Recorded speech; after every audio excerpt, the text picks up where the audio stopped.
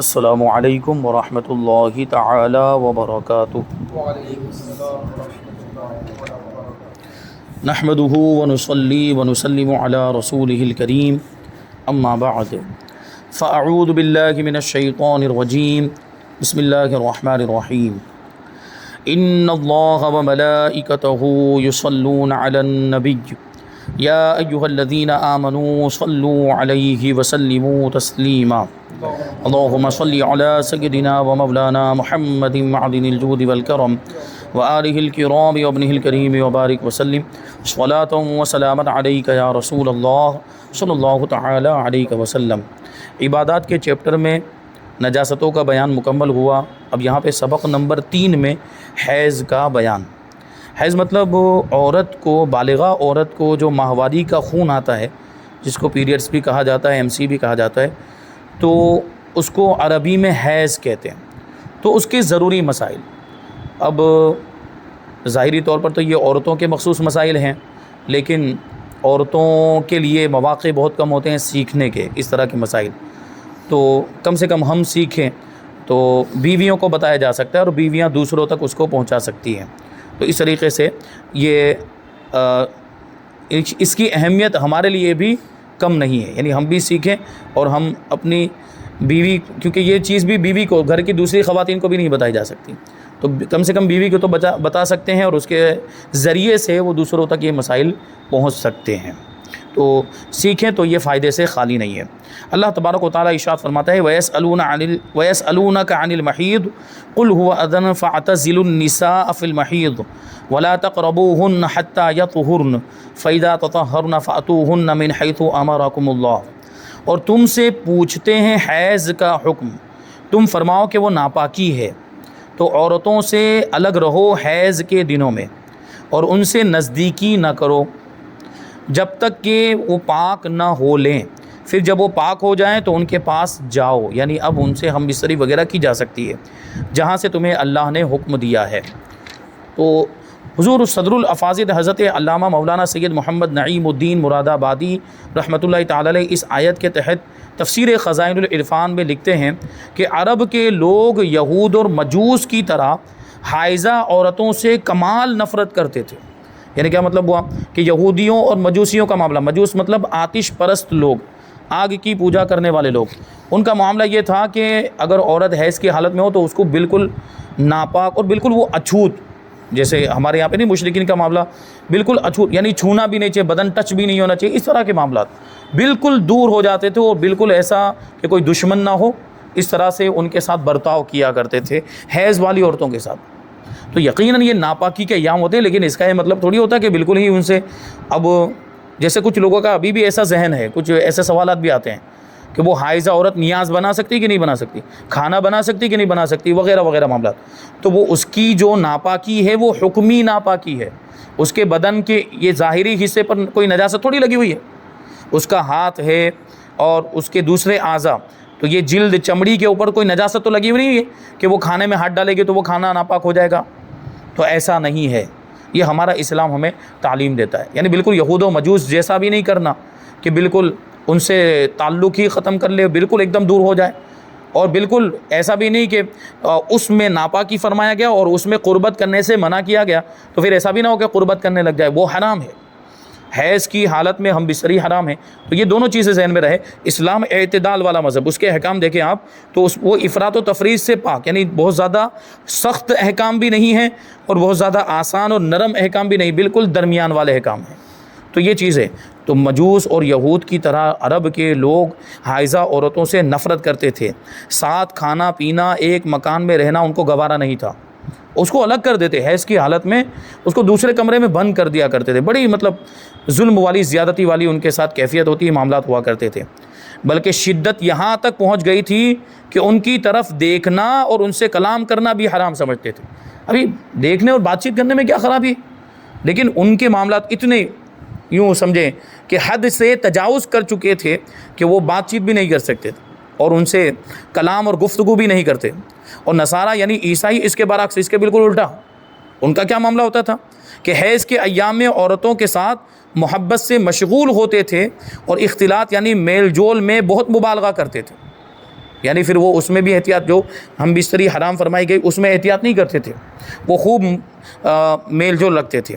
مسلمانوں نے حضور صلی اللہ علیہ وسلم سے حیض کا حکم دریافت کیا تو اس پر یہ آیت کریمہ نازل ہوئی، اور افراط و تفریط یعنی بڑھانے گھٹانے کی راہیں چھوڑ کر اعتدال یعنی درمیانی راہ کی تعلیم فرمائی گئی، اور بتا دیا گیا کہ حالت حیض میں عورتوں سے مجامعت یعنی صحبت کرنا ممنوع ہے، صحبت کرنا منع ہے، اور دوسرے جو معاملات بات چیت ہے، کلام کرنا یا محبت کے ساتھ پیش آنا، یہاں تک کہ بوس و کنار بھی جائز ہے، بوس و کنار بھی جائز ہے۔ ہاں اس میں بھی آپ آگے ایک مسئلہ سنیں گے کہ حیض کی حالت میں ناف کے نیچے سے لے کر گھٹنے کے نیچے تک کا عورت کا جو حصہ ہے اس سے استمتاع نہیں کرنا چاہیے، اس سے استمتاع کرنا منع ہے، کیونکہ اگر بغیر حائل کے، بغیر کپڑے کے، کیونکہ یہاں پہ کپڑا نہیں ہوگا، یہاں سے استمتاع کریں گے تو حرام فعل میں مبتلا ہونے کا اندیشہ ہے۔ حیض کی حالت میں ہم بستری حرام، ابھی یہاں سے استمتاع کر رہا ہوگا تو ہم بستری ہو جانے کا اندیشہ ہے، کیونکہ شہوت کے معاملات ہوتے ہیں اس وقت، تو ہو سکتا ہے قابو نہ رکھ پائے اور وہ حرام فعل میں مبتلا ہو جائے، اس لیے یہاں سے احتیاطاً یہاں سے یہاں تک کیا جو عورت کا بدن ہے حیض کی حالت میں اس سے استمتاع کرنے سے منع کیا گیا ہے، اور اس کے علاوہ جو بدن کا حصہ ہے اس سے استمتاع کر سکتے ہیں۔ آگے سوال ہے کہ حیض کسے کہتے ہیں؟ بنیادی سوال ہے۔ جواب: بالغہ عورت کے آگے کے مقام سے جو خون عادت کے طور پر نکلتا ہے اور بیماری یا بچہ پیدا ہونے کے سبب سے نہ ہو تو اسے حیض کہتے ہیں۔ دیکھیے بیماری کی وجہ سے ہوگا تو اس کا الگ حکم ہے، اس کو آگے بیان کریں گے، اس کو استحاضہ کہتے ہیں، اور اگر بچہ پیدا ہونے کی وجہ سے، بچہ پیدا ہونے کے بعد جو خون نکلتا ہے اس کو بھی حیض نہیں کہہ سکتے، اس کو نفاس کہا جائے گا۔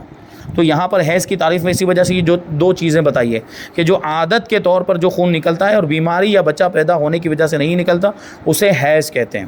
حیض کے لیے ماہواری ایام سے ہونا، مہینہ آنا، مہینے سے ہونا، باری کے دن اور منتھلی کورس وغیرہ کے الفاظ بھی بولے جاتے ہیں، یعنی یہ سب سمجھانے کے لیے انہوں نے باتیں بتائی کہ حیض کے لیے یہ ماہواری یا دن چل رہے ہیں، اس طرح بھی ہمارے یہاں پہ بولا جاتا ہے، یا مہینہ چل رہا ہے، اس طرح کی بھی باتیں ہوتی ہے۔ اور ایم سی، یہ منتھلی کورس اس کا شارٹ فارم ہو جاتا ہے ایم سی، اور اسی کو پیریڈس بھی کہہ دیا جاتا ہے۔ آگے سوال ہے کہ حیض کے خون کے کتنے رنگ ہوتے ہیں؟ بہت اہم چیز ہے، حیض کے خون کے کتنے رنگ ہوتے ہیں یہ بھی بیان کرنا، بتانا اور جاننا اس وجہ سے ضروری ہے کہ اس کے مختلف رنگ ہیں۔ اب خون بولا جاتا ہے تو خون سے ہمارے ذہن میں یہی تصور آتا ہے تو خون تو لال ہوتا ہے، تو اب اس کا مطلب کہ وہ بھی لال ہونا چاہیے؟ نہیں، ضروری نہیں ہے، دوسرے رنگ کا بھی ہو سکتا ہے اور وہ بھی حیض ہی ہوگا۔ کون سے رنگ ہیں اس کو بتائیں گے، 6 رنگ بتائیں یہاں پر۔ وہ 6 رنگوں میں سے اگر کوئی بھی رنگ کی رطوبت نکلی ہے تو وہ حیض ہی میں شمار ہوگی، لال ہونا ضروری نہیں۔ ہاں خالص سفید رطوبت نکلی ہے، سفید، اس میں کوئی رنگ نہیں ہے، سفید رطوبت، وہ حیض نہیں ہے۔ تو یہ 6 رنگوں میں سے اگر کوئی رنگ دیکھے تو اس کو حیض سمجھے۔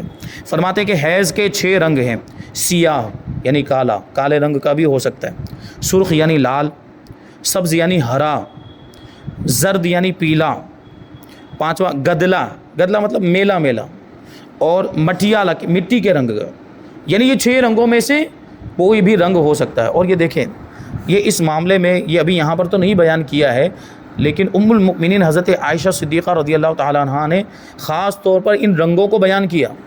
اب ظاہر سی بات، یہ عورتوں کے مسائل تو یہ کون بیان کر سکتا ہے؟ عورت ہی بیان کر سکتی ہے، اور یہ ام المؤمنین کا احسان ہے۔ حالانکہ یہ پردے کے مسائل ہیں، یہ حیا والے مسائل ہیں کہ وہ عام طور پر بیان کرنے میں عورت کو حیا آتی ہے، لیکن ام المؤمنین نے امت کی تعلیم کے لیے یہ رنگ بھی کھول کر بیان کیے تاکہ ان کو پتہ چلے کہ ایسے ایسے رنگ ہوں تو اس کو حیض سمجھے وہ۔ یہ جو روایتیں ہیں یہ کہاں سے پتہ چلا؟ ان روایتوں کے ذریعے سے پتہ چلا۔ فرماتے ہیں سفید رنگ کی رطوبت حیض نہیں۔ یاد رہے کہ عورت کے اگلے مقام سے جو خالص رطوبت بے آمیزش خون نکلتی ہے اس سے وضو نہیں ٹوٹتا، یعنی جو خالص رطوبت سفید رنگ کی نکلتی ہے اور اس میں بالکل بھی خون کی ملاوٹ نہیں ہوتی، بالکل بھی خون کا رنگ نہیں ہوتا ہے، اس سے وضو نہیں ٹوٹتا، کیونکہ وہ حیض ہے ہی نہیں۔ حیض ہو تو اس سے وضو ٹوٹے گا، وہ حیض ہے ہی نہیں تو اس سے وضو بھی نہیں ٹوٹے گا۔ اگرچہ وہ کپڑے میں لگ جائے تو کپڑا بھی ناپاک نہیں ہوگا۔ حمل والی عورت کو جو خون آئے وہ استحاضہ ہے۔ دیکھیں ابھی یہاں پہ بات یہ بھی ذہن میں رہنی چاہیے کہ بالغہ عورت کو جو خون آتا ہے ماہواری مہینے کے اعتبار سے، اس کو ہم نے سمجھا کہ اس کو حیض کہتے ہیں۔ ابھی حاملہ اگر کوئی عورت ہے، پریگننٹ، اس کو پریگننسی کے دوران اگر خون آیا تو اب وہ حیض نہیں ہو سکتا. کیوں؟ کیونکہ دیکھیں آپ، یہ ایک عام بات ہے، سب تھوڑا بھی جو تجربہ رکھتے ہیں ان کو معلوم ہے کہ جب وہ عورت پریگننٹ ہو جاتی تو حیض بند ہو جاتا ہے، اور میڈیکل سائنس یہ بتاتی ہے کہ پھر اسی حیض سے بچہ بنتا ہے، اندر بچے کو اسی حیض کے ذریعے سے خوراک پہنچتی ہے، اس لیے وہ باہر نکلنا بند ہو جاتا ہے. وہ اندر ہی بچے کی غذا بن کر وہ بچے کے پروان چڑھنے میں، بچے کی نشو و نما میں وہ اندر ہی اندر، یہ اللہ تبارک و تعالیٰ کی قدرت کا نظام ہے، وہ اندر ہی استعمال ہوتا ہے. وہ تو پریگننسی اور حمل کے دوران یہ خون بند ہو جاتا ہے. تو اس کا مطلب کیا کہ اگر پریگننسی کے دوران اور حمل کے دوران بھی خون آ رہا ہے، اس کا مطلب یہ کہ وہ حیض نہیں، اب وہ کوئی دوسرا خون ہے، بیماری کا خون ہے، تو اس کو استحاضہ کہا گیا ہے. اب آگے ایک سوال کہ حیض کیوں آتا ہے اور اس کی حکمت کیا ہے؟ بہت اہم چیز ہے اور بڑی معلوماتی گفتگو ہے. جواب کہ بالغہ عورت کے بدن میں فطرتاً ضرورت سے کچھ زیادہ خون پیدا ہوتا ہے، یہ بھی اللہ کی قدرت ہے، کیونکہ مرد کو بچہ پیدا نہیں کرنا ہوتا ہے، عورت کو بچہ پیدا کرنا ہوتا ہے، اور یہ پہلے ہی سے. اور آپ دیکھیں کہ یہ ان کو خون، ہمارے آپ کا اگر تھوڑا سا زیادہ خون بہہ جائے یا جتنا مقدار میں ان کو ہر مہینے میں آتا ہے، اگر اتنا ہمارا ہر مہینے نکلتا رہے تو ہم تو کمزور ہو جائیں. مرد حضرات کی بات کروں، ہم کمزور ہو جائیں گے، لیکن ان کے جسم میں بنتا ہی زیادہ ہے اور ان کا یہ خون ہر مہینے آتا ہے، لیکن اس کے باوجود کمزوری نہیں ہے. ہاں کچھ دوسری پریشانیاں ہوتی ہیں، سر میں درد ہوگا یا پیٹ خراب ہو جائے گا، یہ دوسری چیزیں ہو سکتی ہیں اس کی وجہ سے، لیکن اس کو کمزوری نہیں کہہ سکتے. وہ اس کے لوازم میں سے یوں سمجھ لیں کہ اس کے ساتھ وہ ہوتی ہے وہ چیزیں. تو بالغہ عورت کے بدن میں فطرتاً ضرورت سے کچھ زیادہ خون پیدا ہوتا ہے، یہ اللہ کی قدرت ہے کہ حمل کی حالت میں وہ خون بچے کی غذا میں کام آئے، جو بات میں نے ابھی بیان کی، اور بچے کے دودھ پینے کے زمانے میں وہی خون دودھ بن جاتا ہے، وہی خون دودھ بن جاتا ہے. اگر ایسا نہ ہو تو حمل اور دودھ پلانے کے زمانے میں اس کی جان پر بنائے، عورت کی جان پر بنائے.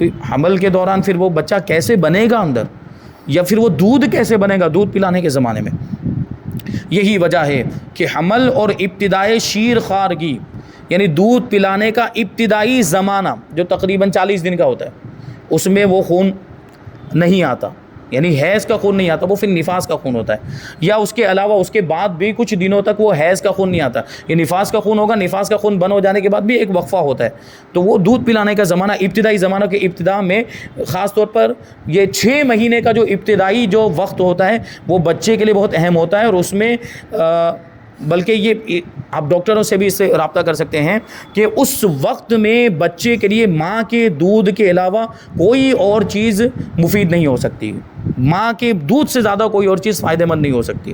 آپ سوچیں کہ دوسرا دودھ پلا دیا جائے، آپ سوچیں کہ دوسری کوئی غذا کھلا دی جائے تو وہ اتنا فائدہ کر ہی نہیں سکتی، اور اس کے ذریعے سے بچے کی وہ نشو و نما نہیں ہو سکتی جو ماں کے دودھ کے ذریعے سے ہوتی ہے. یہ قدرت کا انتظام، قدرت نے اس کے لیے ماں کا دودھ ہی مہیا کیا ہے، اس کو وہی پلایا جائے. کبھی کچھ مجبوری ہوتی ہے، جیسے کوئی بیماری جس کی وجہ سے اس کو دودھ نہیں آ رہا ہے، تو اب آپ تو مجبوری میں دوسرا دودھ پلانا پڑے گا، گائے کا پلانا پڑے گا، بھینس کا پلانا پڑے گا، یا بکری، کوئی بھی مطلب دوسرا دودھ پلائیں گے وہ مجبوری کی صورت میں. ورنہ کوشش یہی ہونی چاہیے کہ ماں کا دودھ ہی. اور اسلام نے اس کی جو مدت رکھی ہے دودھ پلانے کی وہ ہے 2 سال. 2 سال مدت، اور 2 سال سے 1 گھنٹہ بھی زیادہ آپ دودھ نہیں پلا سکتے بچے کو. اگر دودھ پلایا تو گنہگار. دودھ پلایا 1 گھنٹہ بھی اگر ہو چکا ہے، زیادہ ایکسٹرا ہو چکا ہے، دودھ نہیں پلا سکتے. تو ان ایام میں ماں کا دودھ، ہاں آخری 6 مہینے یا 5 مہینے باقی ہو تو دوسری چیزوں کی عادت ڈالیں، تاکہ جب ایک دم سے یہ مدت مکمل ہو جائے اور ایک دم سے کوئی دوسری چیز کھلائے تو اس کی وجہ سے اس کو وہ پریشانی کا سامنا نہ ہو. اگر پہلے سے عادت ہوگی تو پھر وہ کھانے لگ جائے گا بچہ، اس لیے وہ پہلے سے. ورنہ یہ شروع کے 6 مہینے جو میں نے کہا، یہ شروع کے 6 مہینے میں تو ماں کے دودھ کے علاوہ کوئی اور دوسری چیز اتنی زیادہ فائدہ مند ہو ہی نہیں سکتی جتنا کہ ماں کا دودھ ہے. تو یہ بھی ذہن میں رہے. تو ابتدائی شیر خارگی یعنی دودھ پینے میں خون نہیں آتا، دودھ پلانے کے زمانے میں خون نہیں آتا. اور جس زمانے میں نہ حمل ہو نہ دودھ پلانا، تب وہ خون اگر بدن سے نہ نکلے تو پھر قسم قسم کی بیماریاں ہو جائیں. یہ بھی بہت اہم چیز ہے. ابھی بچہ پیٹ میں بن رہا ہے، حمل ہے اور پریگننسی ہے، تو اس کی ایک وجہ ہے خون کے بند ہونے کی. اور دودھ پینے کے زمانے میں بھی جو خون نہیں آ رہا تو اس کی بھی ایک وجہ ہے کہ اب وہ خون دودھ بن رہا ہے. لیکن دونوں چیزیں اگر نہ ہو، یعنی حمل بھی نہیں ہے اور دودھ پلانا بھی اس کا بھی معاملہ نہیں ہے، پھر بھی خون نہیں آ رہا ہے، تو اب اس کی وجہ سے اس کا مطلب ہے کہ وہ اندر ہی کہیں کچھ گڑبڑ ہو رہی ہے اور وہ فساد پیدا کر رہا ہے. تو اب بہت ساری بیماریوں کا اس کی وجہ سے بہت ساری بیماریاں ہوتی ہیں دوسری. تو تو اس کو ریگولر کرنے کی کوشش کرنی چاہیے، علاج وغیرہ کرانا چاہیے اگر کہیں یہ معاملات ہو تو۔ سوال، حیض زیادہ سے زیادہ کتنے دن تک آتا ہے؟ جواب، حیض کی کم سے کم مدت 3 دن اور 3 راتیں، یعنی پورے 72 گھنٹے، 3 دن اور 3 راتیں۔ کیا مطلب ہوا کہ حیض اگر 72 گھنٹے سے کم آیا، 3 دن 3 رات سے کم آیا تو اب وہ حیض نہیں ہے، وہ استحاضہ ہے، یعنی کم سے کم 3 دن 3 راتوں تک 72 گھنٹے تک آنا ضروری ہے، تبھی وہ حیض میں شمار ہوگا۔ یا اس سے زیادہ ہے، اس سے زیادہ تو آ سکتا ہے، ابھی زیادہ سے زیادہ کی بھی مقدار بتائیں گے۔ اور اگر 1 منٹ بھی کم ہے، 72 گھنٹے میں 1 منٹ بھی کم ہے تو پھر وہ حیض نہیں بلکہ وہ استحاضہ یعنی بیماری کا خون ہے۔ اور زیادہ سے زیادہ مدت 10 دن اور 10 راتیں ہیں، یعنی 240 گھنٹے۔ یعنی کیا مطلب ہوا کہ حیض کی شروعات ہوئی اور وہ آتا گیا یہاں تک کہ 10 دن مکمل ہو گئے، 10 دن مکمل ہونے پر خون بند ہو گیا تو یہ حیض مانا جائے گا۔ یا 3 دن سے زیادہ آیا اور 10 دن کے اندر اندر ہی رک گیا، 7 پر رک گیا، 6 پر رک گیا یا 8 پر رک گیا تو یہ حیض ہی ہے۔ اب اس کے اور بھی بہت سارے مسائل ہیں۔ ابھی مان لیجئے کہ پہلے سے اس کو خون آ رہا تھا اور پہلے سے اس کی ایک عادت بنی ہوئی تھی، یعنی پہلے سے اس کی خون آنے کی عادت بنی تھی، مثال کے طور پر 7 دن کی، اور اب کی مرتبہ جب خون آیا ہے تو وہ 7 دن سے تجاوز کر گیا، 8ویں دن بھی آنے لگ گیا، تو اب کیا کریں گے؟ اب وہ انتظار کرے گی، عورت جو ہے وہ انتظار کرے گی کہ یہ 7 سے زیادہ ہوا ہے، 8ویں دن بھی آ رہا ہے تو کیا 9ویں دن بھی آتا ہے، 10ویں دن بھی آتا ہے، اور پھر یہ دیکھا جائے گا کہ 10 دن کے اندر اندر رک جاتا ہے یا 10 دن سے بھی اوپر نکل جاتا ہے۔ تو ایسی صورت میں اگر 8ویں دن آ کر رک گیا یا 9ویں دن آ کر رک گیا یا 10ویں دن آ کر رک گیا تو پورا کا پورا حیض مانا جائے گا، اور یہ مانا جائے گا کہ اس کی عادت تبدیل ہو چکی ہے۔ اس کی عادت پہلے 7 کی تھی، اب 8 کی ہو گئی ہے، پہلے 7 کی تھی یا اب 9 کی ہو گئی یا اب 10 کی ہو گئی۔ لیکن اگر پہلے اس کی 7 کی عادت تھی اور اب کی مرتبہ خون زیادہ آیا ہے اور اتنا زیادہ آیا کہ 10 سے تجاوز کر گیا، یعنی 10 دن کے بعد 11ویں دن بھی آ گیا، تو اب 7 دن جو ہے عادت کے جو دن تھے اس کے وہ حیض کے مانے جائیں گے، اور اوپر جتنا بھی آیا یعنی 8ویں دن، 9ویں دن، 10ویں دن اور 11ویں دن یہ استحاضہ مانا جائے گا۔ اچھا، اب حیض اور استحاضہ میں پھر کیا فرق ہوا؟ خون تو اس میں بھی آ رہا ہے، خون تو اس میں بھی آ رہا ہے، وہ شریعت کا جو حکم ہے اس اعتبار سے فرق ہوا ہے، کیونکہ حیض کی حالت میں نماز نہیں پڑھ سکتی، حیض کی حالت میں نماز نہیں پڑھ سکتی، حیض کی حالت میں روزہ نہیں رکھ سکتی ہے، لیکن استحاضہ کی حالت میں وہ حکم نہیں ہے۔ استحاضہ کی حالت میں اس کو نماز پڑھنا بھی لازم ضروری اور روزہ رکھنا بھی لازم و ضروری ہے۔ تو اب یہ جو 4 دن ہیں اس کی نماز اس کو قضا کرنی پڑے گی جو چھوٹی ہے، اور روزے کا بھی معاملہ کہ روزہ بھی اگر اس کی وجہ سے چھوٹا ہے تو وہ روزہ بھی رکھنا پڑے گا، جبکہ حیض کے حالت میں جو نمازیں چھوٹی ہیں نمازوں کی قضا نہیں، ہاں روزوں کی قضا تو حیض کی حالت میں بھی ہے۔ حیض کی حالت میں رمضان میں مثال کے طور پر چھوٹ گئے، 7 دن کے روزے چھوٹ گئے یا 10 دن کے 12 دن کے، وہ کبھی ان کے ایام کے اعتبار سے مختلف ہو سکتی ہے تعداد، تو وہ روزے ان کو بعد میں رکھنے پڑیں گے، روزوں کی قضا ان کو بعد میں کرنی پڑے گی۔ اچھا، اس میں بھی حکمت فقہ حنفی کے اعتبار سے آپ دیکھیں کتنی پیاری بات بتائی ہے۔ ہمارے فقہ حنفی پر سوال اٹھتا ہے کہ آپ روزوں کو قضا کرنے کا حکم دے رہے ہیں اور نماز کو قضا کرنے کا حکم کیوں نہیں دے رہے؟ یہ بھی فرض وہ بھی فرض ہے، قضا ہو تو دونوں کی قضا ہونی چاہیے، قضا نہ ہو تو دونوں کی نہیں ہونی چاہیے۔ یہ سوال ہوتا ہے کہ نہیں ہوتا؟ تو ہماری طرف سے یہ جواب دیا جاتا ہے، ہمارے امام اعظم ابو حنیفہ نے جواب دیا کہ چونکہ روزہ تو سال میں ایک ہی بار رکھنے کا ہوتا ہے، روزہ سال میں ایک مرتبہ، فرض جو ہے وہ رمضان ہی کے روزے ہیں، اور چھوٹیں گے زیادہ سے زیادہ 10-12 چھوٹیں گے، وہ آسانی کے ساتھ پورے سال میں کبھی بھی رکھے جا سکتے ہیں، اس میں کوئی حرج نہیں اور اس میں بہت زیادہ کوئی تکلیف نہیں ہے۔ لیکن نمازوں کا معاملہ ہے کہ دن میں 5 مرتبہ پڑھنی ہے۔ اب ہر مہینے 7 دن اس کو خون آ رہا ہے اور ہر مہینے کے 7 دن کے آپ نمازوں کا حساب لگاؤ، کتنی نمازیں ہو جائے گی؟ تو پھر اس کی وجہ سے اگر اس پر قضا لازم کر دی جائے، نمازوں کی بھی، ان ایام کی نمازوں کی بھی قضا لازم کر دی جائے تو کتنا حرج ہوگا اس کو، اور اس کی وجہ سے اس کو مشقت ہوگی، تو اس کو معاف رکھا گیا ہے۔ یہ فقہ حنفی مطلب اللہ تبارک و تعالیٰ نے یہ ہمیں امام اعظم ابو حنیفہ کا مقلد بنایا ہے، اسی وجہ سے امام اعظم کو یوں ہی تو امام اعظم نہیں کہا جاتا، تو یہ چیز ہے۔ اب دیکھیں ایک بہت اہم سوال کہ یہ کیسے معلوم ہوگا کہ یہ استحاضہ ہے، جو میں نے بتایا بیماری کا خون، کہتے ہیں اگر 10 دن اور 10 رات سے زیادہ خون آیا تو اگر یہ حیض پہلی مرتبہ آیا ہے تو 10 دن تک حیض مانا جائے گا، اور اس کے بعد جو خون آیا ہے وہ استحاضہ ہے۔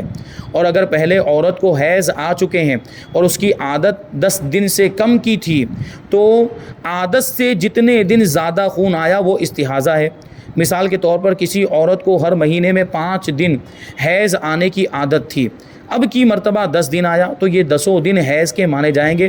البتہ اگر 12 دن خون آیا تو عادت والے 5 دن حیض کے مانے جائیں گے اور 7 دن استحاضہ کے.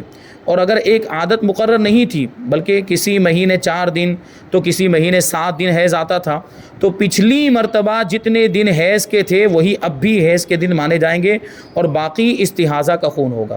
یعنی اس کی کوئی عادت فکس ہی نہیں تھی پہلے کبھی 4 دن آتا تھا, کبھی 5 دن آتا تھا, کبھی 7 دن آتا تھا اور اب کی مرتبہ 10 سے بعد نکل گئے. تو جو آخری مہینے میں جتنے دن آیا, مثال کے طور پر آخری مہینے میں 7 دن آیا تھا تو اسی آخری مہینے کا لحاظ کیا جائے گا, یعنی 7 دن حیض کے مانے جائیں گے اور اس کے بعد جتنا زیادہ ہو گیا 10 دن کے اوپر تک وہ استحاضہ مانا جائے گا. تو یہاں پر حیض کا بیان مکمل ہوا. تو بار بار چونکہ بیچ میں استحاضہ کا بھی لفظ آ رہا ہے تو اب آگے والا جو بیان ہے وہ استحاضہ کے بارے میں ہی ہے.